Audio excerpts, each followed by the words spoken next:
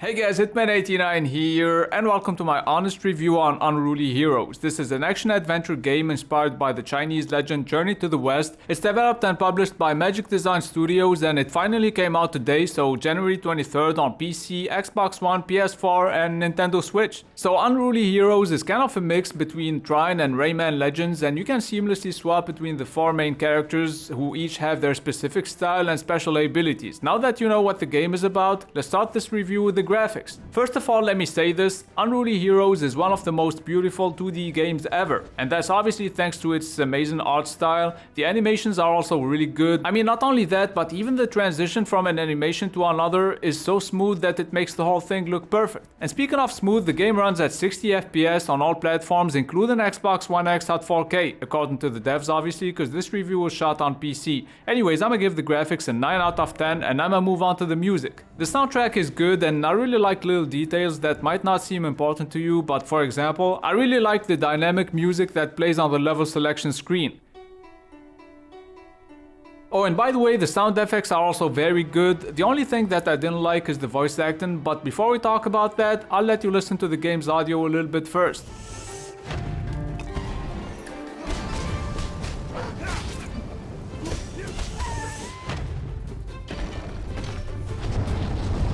Now when it comes to the dialogues, the first thing you need to know is that your characters don't talk, which doesn't bother me at all by the way, but when someone is talking to you, I feel like the voice acting is kinda bad. It doesn't sound professional. You know what? Listen to this cutscene and see for yourself. I am Guanyin Puza, goddess of mercy.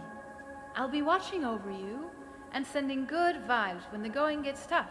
So I'ma give the sound a 7 out of 10 and I'ma move on to the gameplay. So this is an action-adventure platform game filled with puzzles, monsters. You'll also have some epic boss fights in order to gather all the pieces of the sacred scroll. And as you probably already know by now, there are 4 main characters, and I'm not even gonna try and say their names because I don't speak Chinese and I don't want to butcher their names. You know, Americans are known for that, probably not just Americans, but native English speakers. They just read foreign names in English as if there was only one motherfucking language in the whole world, which doesn't make any sense obviously. But anyways, on this game you learn new abilities as you progress. There are also multiple game modes like adventure, which is available in solo and local co-op. It doesn't support online co-op, so keep that in mind. Now when it comes to PvP, it offers 2 game modes, deathmatch and harvest mode. So PvP can be played online and offline, and it even has bots so you can play it by yourself. And for those of you who are on PC, the game is perfectly playable with the keyboard, even though I prefer to use a controller for this type of game. But anyways, let me talk about some of the stuff that I liked about Unruly Heroes. First of all, it keeps on switching things up. It slowly introduces new gameplay mechanics, and every 2 or 3 levels there is a new style,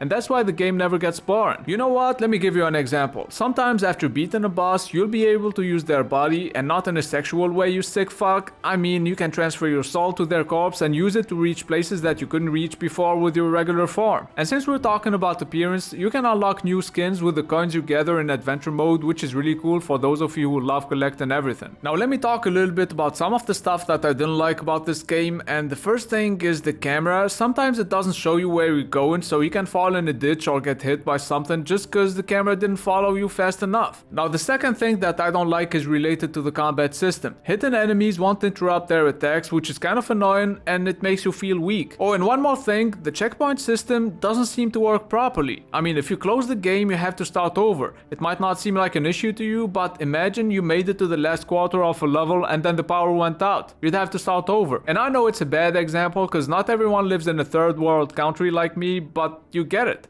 Right? Back to the good stuff though. In my opinion, the introduction of new elements keeps the game interesting because you have to change your playstyle depending on the level you're playing, and that's why I'm gonna give the gameplay a 9 out of 10. Now when it comes to the game's replayability, it'll take you around 12 hours to finish adventure mode, and when you're done with that, I honestly don't think you'd want to start over unless you're a speedrunner, but to the regular people out there, you can still have some online PvP action every now and then, so the replayability is gonna get a 6.5 out of 10. Moving on to the fun factor, and I really recommend that you play this game with at least one friend. I mean, the best case scenario would be to play it with 3 friends, but since the adventure mode only supports local co-op, playing with 3 people isn't always possible. And to be perfectly honest, since, you know, this is an honest review, I didn't have that much fun playing adventure mode by myself. It's a whole nother story when I played it with my brother though, mostly because we kept on killing each other. You know, that's what brothers do, but in my opinion that's also what makes the game fun. And since we're talking about fighting and killing each other, I didn't enjoy PvP mode that much, cause like I said, I didn't like the combat system. So I'm gonna give the fun factor a 7.5 out of 10 and I'm gonna move on to the value for money. Unruly Heroes is gonna cost you around 20 bucks, and if you always have a bunch of friends come over to play some video games together, then you should split the bill in 4. This way the game will only cost you 5 bucks. I know, I'm a fucking genius. Or maybe I'm just a cheap fuck, but anyways, I'm gonna give the value for money a 9 out of 10.